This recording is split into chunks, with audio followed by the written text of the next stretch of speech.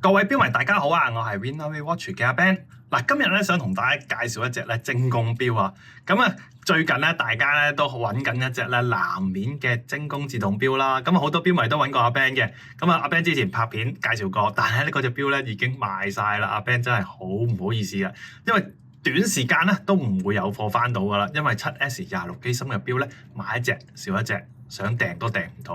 嗱，咁買唔到嗰隻啦，咁啊睇下呢一隻會唔會你會有興趣啊？嗱，呢一隻錶面咧都係一個藍色錶面，嗱相對咧呢隻藍色咧就會比較深色少少嘅，一個深藍色，睇落去咧好似似到嗰個差唔多好似黑色嘅感覺咁樣。但係呢隻錶嘅特別之處咧，阿 Ben 都覺得咧佢個錶面咧係做咗一個好特別嘅處理嘅。咁咧佢呢個咧錶面咧做咗個暗花紋嘅 Seiko 5 logo 啊，呢個 Seiko 5 logo 咧已經停產唔再出㗎啦。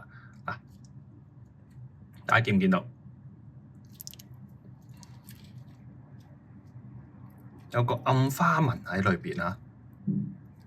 同埋咧 Seiko 5嘅殼型咧大致分咗4類嘅。嗱，第一種咧就係正圓形啦，咁啊成隻錶會比較圓身少少嘅。第二種咧就係一體化設計啦，錶殼同錶帶咧就一體過嘅。咁仲有鮑魚款啦，鮑魚款嘅長身少少嘅，好似飛碟型嘅感覺。嗱，呢隻咧另一隻咧就係尖形款嚟嘅，比較錶殼呢個 lug to lug 呢個位咧就比較長身少少啊，感覺上面咧似少少 Grand Seiko 嘅感覺嘅，配翻啲好硬朗嘅條字啦，咁啊配翻啲粗針咁樣，成隻錶感覺咧睇落去好乾淨㗎，好舒服㗎。啊，配翻個5G 帶啦咁。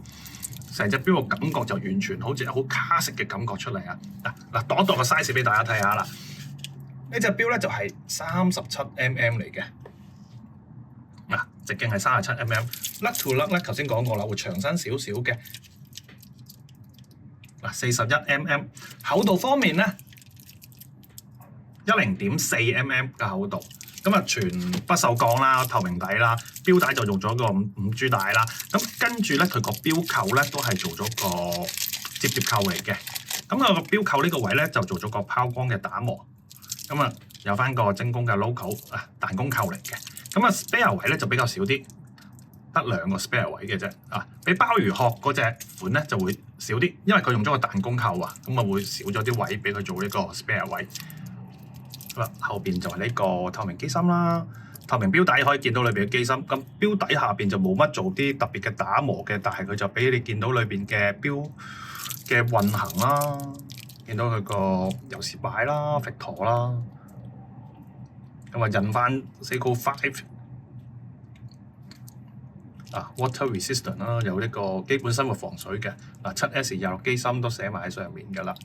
秒針就係一支好幼嘅尖針啦，時針分針都有夜光塗層嘅。咁啊，熄燈試一試個夜光效果俾大家睇下。嗱，呢隻錶嘅夜光咧就係做咗喺個點字位啦，咁樣時針分針都有。嗱，秒針做咗支幼針咧就冇做到夜光。嗱，佢日曆盤咧做咗個白底黑字啦，有2種語言嘅，有英文同埋有呢個阿拉伯字，咁你可以揀2種唔同語言嘅。啊，揀咗英文就英文，揀咗阿拉伯咧就阿拉伯。錶圈外邊就做咗個拋光嘅處理啦，咁啊睇落去咧隻錶比較 sharp 少少嘅，醒神啲嘅。啊，側邊啦同埋錶圈咧都做咗拋光，耳腳位係呢個位就做咗個拉絲打磨。的位就喺4字位呢個位置，咁啊戴上手咧就唔會頂手嘅。嗱，試上手俾大家睇下個感覺啊！嗱，阿 Ben 隻手咧就16.5cm 啦，咁啊改呢啲錶帶咧都起碼只要改4至5格嘅。咁啊 size 啊37mm，直徑配呢個41 lug to lug 咁樣，隻錶戴上去個感覺就唔會太大隻嘅。啊，啱啱好斯文款嗱，配恤衫啦，平時 casual wear 戴都好舒服。咁啊 ，Ben 呢隻款咧仲有少量存貨嘅，咁啊有興趣嘅朋友就盡快留言留貨啦。咁啊，因為 7S26 機芯嘅錶咧，真係買一隻少一隻。大家無論喺街見到啦，或者喺上網見到心儀嘅款咧，唔好考慮啦，去買啦。真係買一隻少一隻。有時你去嗰啲傳統嘅錶鋪啦，見到有時有隻好特別嘅 Seiko 5咧，唔好猶豫啦，落取啦，買咗先算啦。